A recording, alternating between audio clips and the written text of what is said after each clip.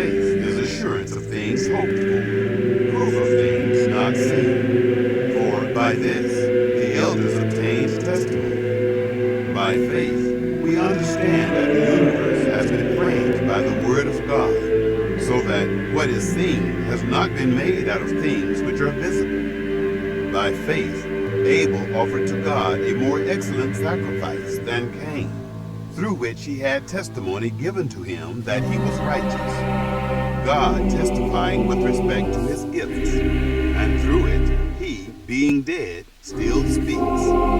By faith Enoch was taken away, so that he wouldn't see death, and he was not found, because God translated him. For he has had testimony given to him that before his translation he had been well-pleasing to God. Without faith it is impossible to be well-pleasing to him. For he who comes to God must believe that he exists, and that he is a rewarder of those who seek him.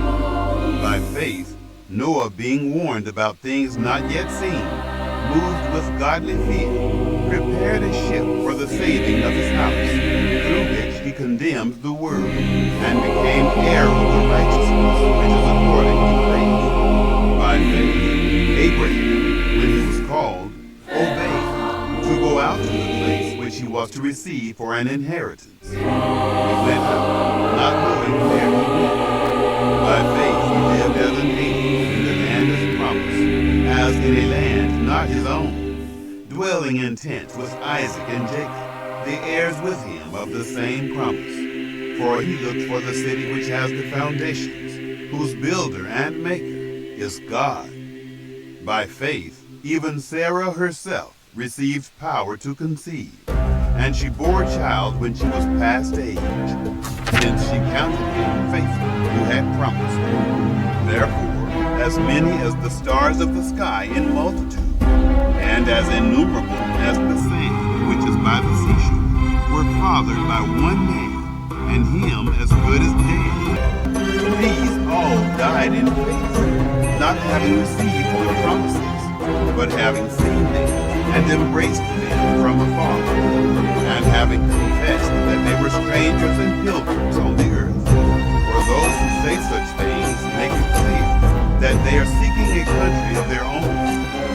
If indeed they had been thinking of that country from which they went out, they would have had enough time to return. But now they desire a better country, that is, a heavenly one. Therefore, God is not ashamed of them to be called their God, for he has prepared a city for them. By faith, Abraham, being tested, offered up Isaac.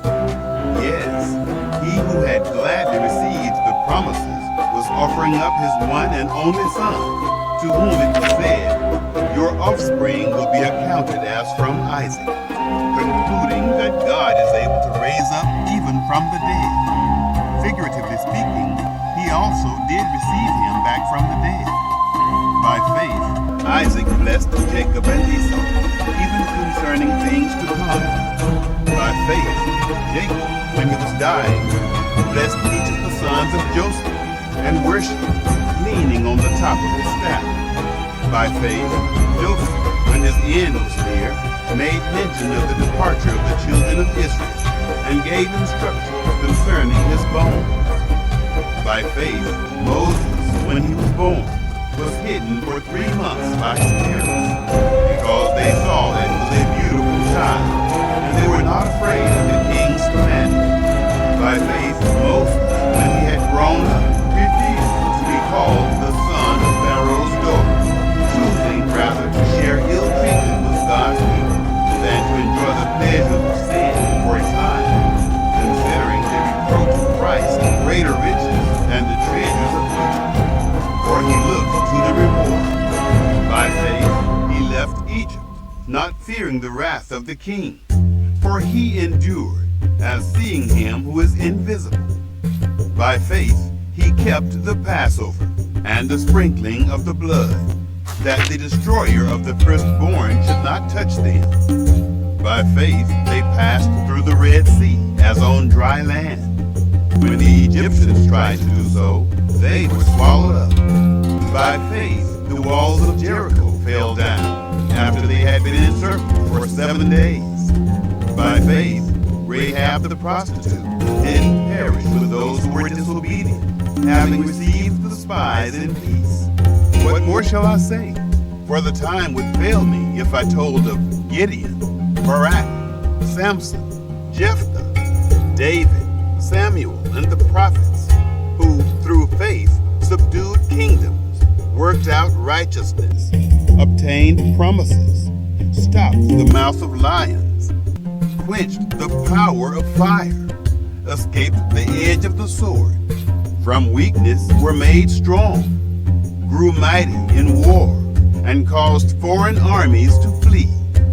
Women received their dead by resurrection. Others were tortured, not accepting their deliverance, that they might obtain a better resurrection. Others were tried by mocking and scourging, yes, moreover by bonds and imprisonment. They were stoned, they were sawn apart, they were tempted, they were slain with the sword. They went around in sheepskins and in goatskins, being destitute, afflicted, ill-treated, of whom the world was not worthy, wandering in deserts, mountains, caves, and the holes of the earth. These all, having had testimony given to them through their faith, didn't receive the promise, God having provided some better thing concerning us, so that apart from us, they should not be made perfect.